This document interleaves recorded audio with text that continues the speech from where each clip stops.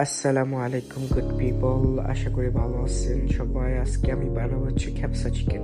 এর মধ্যে আমি দিয়ে দিব আদা রসুন এন্ড লবণ, তারপরে দিব মাস্টার্ডটা দেওয়ার পরে হচ্ছে আবার একটু আদা রসুন দিব, দেওয়ার পরে একটু লবণ, একটু মাস্টার্ডটা ভালো করে দিতে হবে, মাস্টার্ডটা না দিলে টেস্ট হবে না। এখন একটু দেবো কালারটা দেওয়ার পরে গরম মশলা দেবো, তারপরে একটু জিরা পাউডার হাতে বানানো দেওয়ার পরে একটু ভালো করে মশলাটা নিয়ে নিই।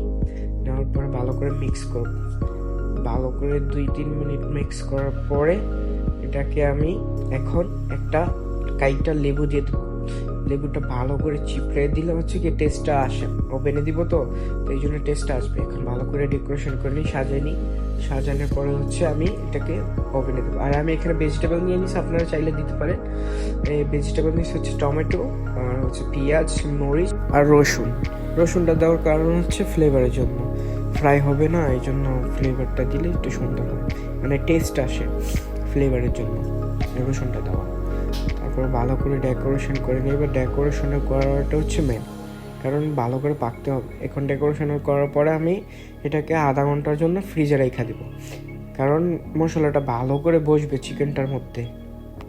A few moments later. ফ্রিজে রাখছি, আধা ঘন্টা হয়ে গেছে। এখন আমি বাইর করে এটা সুন্দর করে ওভেনে দিয়ে দিব।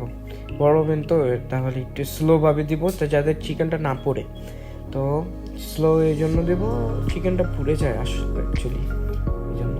তা আমি 2 ঘন্টার জন্য দিব, 135-এর মধ্যে দেবো। 135-এর মধ্যে দিলে ভালো হয়, মানে স্লো কুকিং হবে। তারপরে 2 ঘন্টা আমরা ওয়েট করব। 3 hours later. 2 ঘন্টা হয়ে গেছে, এখন চেক করতে হবে যাইয়া। এখন আমরা যাবো তারপরে হয়ে গেছে আমাদের ওভেনে। তো এটা বাইর করব, দেখছেন কি সুন্দর কালার আসছে। এটা এখন আমরা রাইসটা বানাচ্ছি হচ্ছে খ্যাপসা বোখারি রাইস।